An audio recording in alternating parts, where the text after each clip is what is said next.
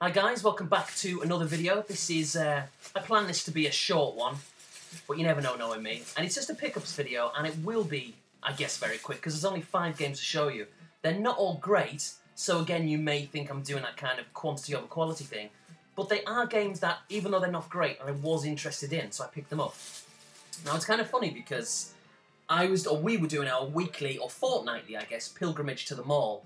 And every time we're ever in there, I always say, you know, let's just go into Gamestop, let's have a look. Because the prices are just awful, and I like to laugh. I literally go in there just to vent off steam, I guess. It's so ridiculous. For anyone who's interested, Dead Space 2 Limited Edition, which is widely available for like $30, is still in Gamestop. You'd have thought they'd get the hint by now.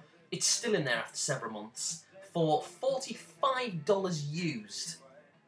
Black Ops, $45 used. What's going on? $60 brand new. Absolutely crazy. But in saying that, occasionally they do have some good bargains. If anyone remembers, I did a pickups video maybe 2 weeks ago. There were 360 games. I think I got maybe 5 or 6. And they were really cheap. They were kind of really old as well, going back 2006, 2007. Or really old for this generation anyway. So that's probably why they were so cheap. But still, I was happy to pay like kind of $5, $6 or even less in some cases for them games. And this is no exception. I've picked up 5, let me just, is it 5? 1, 2, 3, 4. Yeah, 5 PlayStation 3 games to add to the old collection. Got my little GameStop bag there. What I liked, I know this doesn't mean anything because you can't see it, but maybe one day I'll record it. But we went into the mall and headed off to GameStop where we thought it was, obviously, where it's been the last however many years. And it wasn't there. It was like kind of empty, like a little sign was there saying new store opening soon or whatever it was.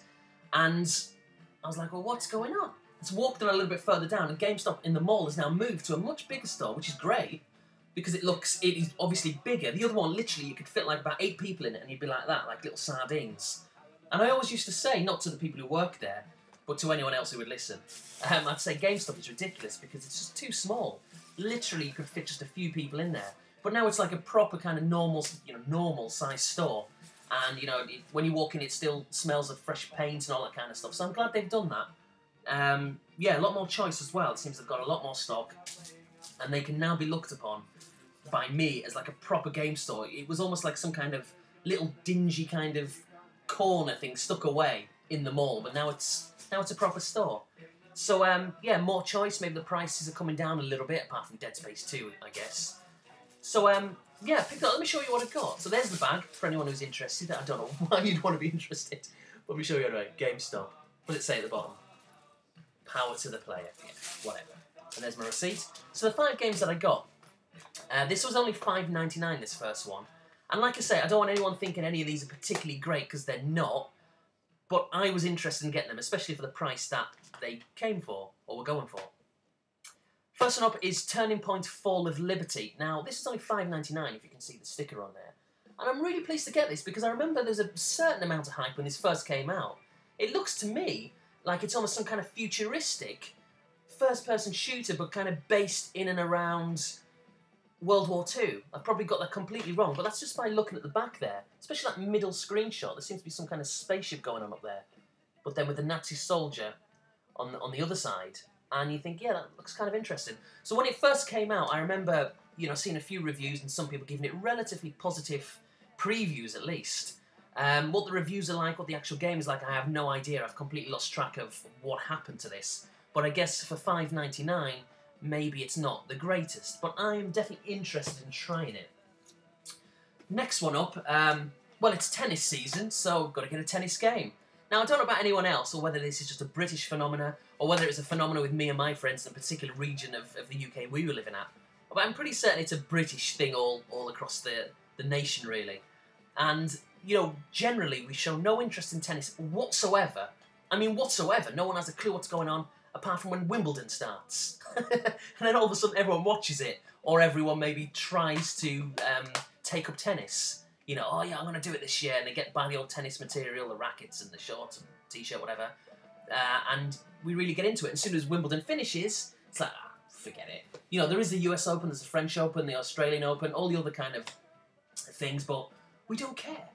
We just don't care. As soon as Wimbledon finishes, that's it.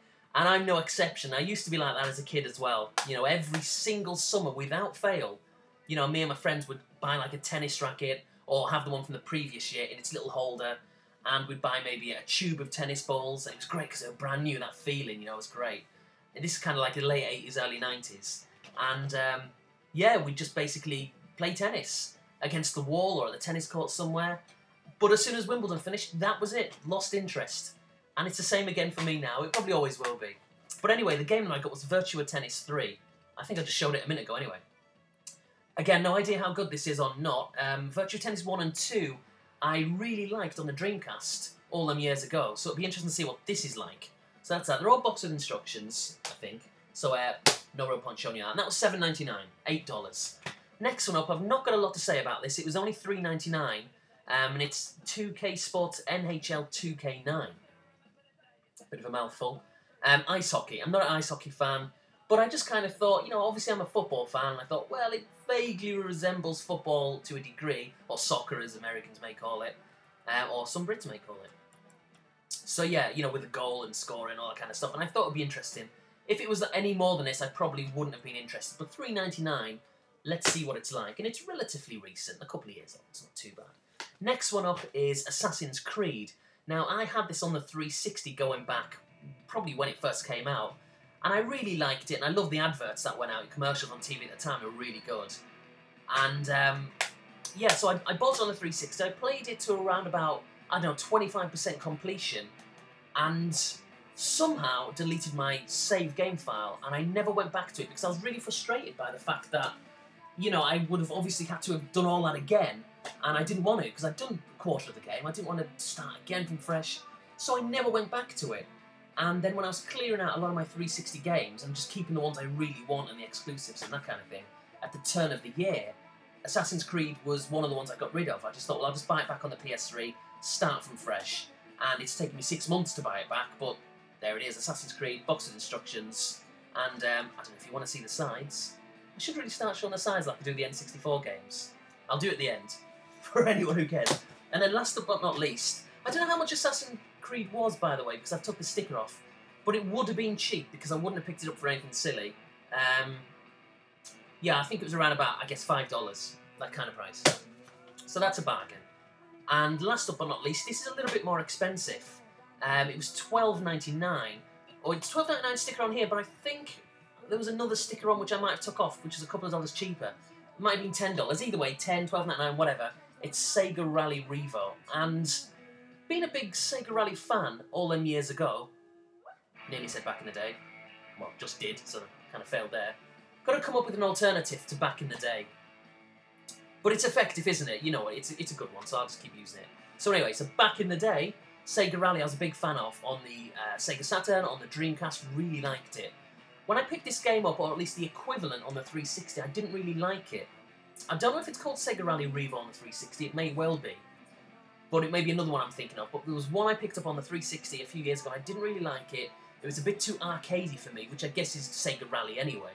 But I just wasn't really into that. I think I was more into the sort of the simulation kind of games. And yes, because I was so much into simulation, the arcade stuff kind of threw me. So I was put off by it. But going back to this now, and I've only had 2 really quick races on it. The first game, or first race, I finished 8th, so last. And the second race, I finished 2nd, because I realised you've got to use the drift. Kind of like Ridge Racer, really. If you want to be effective, if you want to get somewhere, you've got to drift. So that's what I did on the second course, and I did well. I really like it as a result. So $12.99 or $10, whatever it was, I'm really pleased. So there's 5 games I've got. Not the best, but 5 games that I really wanted to add to the collection, as I always say. It's not really a collection, but it's kind of turning into one. Who knows one day? It could be a full PS3 collection, but that certainly isn't the aim. It certainly isn't, but it's kind of heading that way. And there's a view, a side-on view. And most of them seem to be like really light blue turquoisey. Which maybe sounds a bit weird, but I really like the look of. It just adds variation. I kind of like that. So that's all for now, guys. There's actually 2 or 3 consoles that I'm looking on eBay at right now, but they're consoles I really want. It's going to be pricey, but if I want them, I'm thinking now's the time to get them, because they're going for pretty decent prices, but all added up, it's quite expensive. But then again, you know, you got to treat yourself every now and again, haven't you? So I might buy them, I may not. But that's all for now. Thanks for watching. See you later.